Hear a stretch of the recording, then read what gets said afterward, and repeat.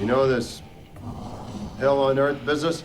This pandemic has spread faster than any disease in modern history. Big fucking deal. I got hemorrhoids.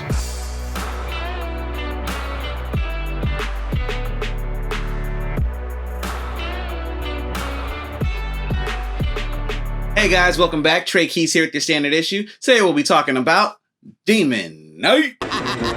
I saw this movie before I saw Dusk Till Dawn, before I saw any movie that fit the sort of, I guess you could say, home invasion genre, I guess was probably where this would fit more. The idea where the characters have to protect their home front from outside forces. For me, this is the one that did it for me. This is the one that actually said, hey, there is this genre that you would get a kick out of. This film is the first horror comedy that I've ever been introduced to.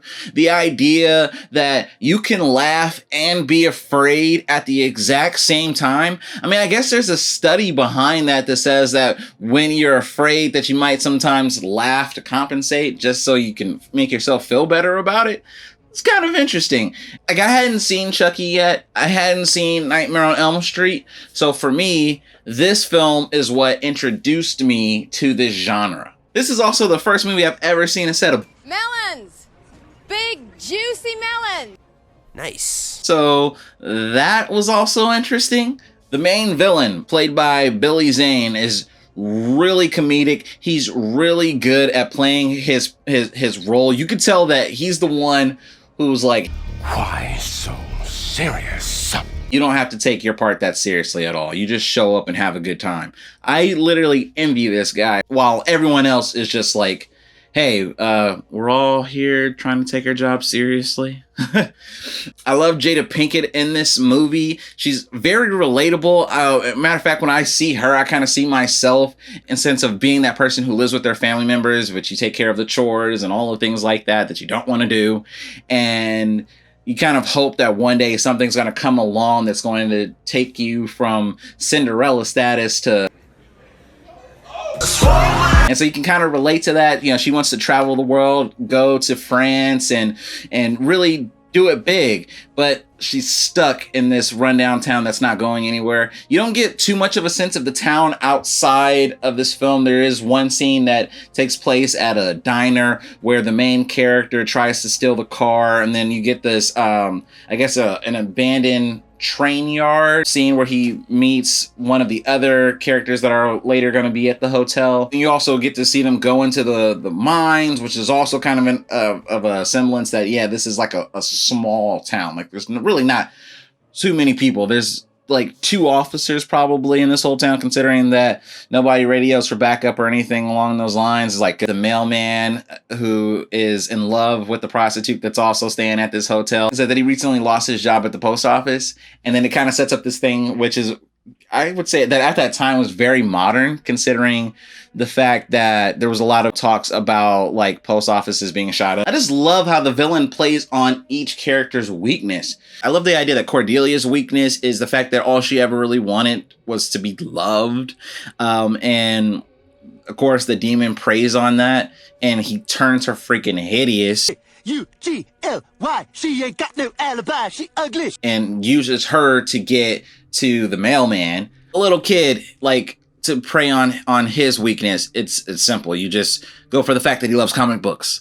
He tries to get to the owner of the hotel by offering her back her arm that was cut off by the demons earlier in the film. Dude, that's just funny. And there was no way that she was ever going to say yes to anything he offered. But it also makes sense too and kind of sets you up for, I guess you could say, the main character, Jada Pinkett's character, also saying no to the villain as well. She gets it from the person who raised her, right? Like, it just makes sense. Roach, the guy is a total asshole. He's the Judas of the group. And he is so obviously going to betray the main character. It's very, very apparent, and this guy should not be trusted at any moment in time. And the movie kind of addresses that too. Sure, the main character would never trust him, but what if in a moment where maybe he might be able to trust him? He's lying to you! They're just acting like they've given up, but it's a double bluff. The guy goes the step further and steals this artifact, this key that the demons want. I really thought that was smart. It was very sly, very smooth. And then he immediately is like, hey, I'm going to use this to get out of here. What's crazy to me is that he doesn't contemplate the idea that these guys, these demons, might kill him anyway. I mean, what leads you to believe that these guys are here to spare anyone? Sure, they got what they came for, but that they also intend to bring death and doom to the world. What would be the point of letting you live? Right? It makes no sense that he would rationalize that he would ever gonna leave this place alive. Uncle Willie, of course, his weakness being that he's extremely perverted.